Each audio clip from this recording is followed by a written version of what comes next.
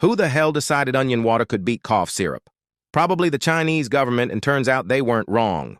Chop a red onion, boil it for a few minutes, strain the water, then stir in a spoon of olive oil and a spoon of honey. That's it. You've got a sketchy potion that looks gross as shit, but works better than half the overpriced crap at the pharmacy. Onion compounds, smash mucus, honey soothes like throat armor, and olive oil keeps everything sliding. But hey, keep dropping $15 on extra strength, while this onion honey oil mix clowns your flu harder than your ex clowned you. Health doesn't own me. Hit follow.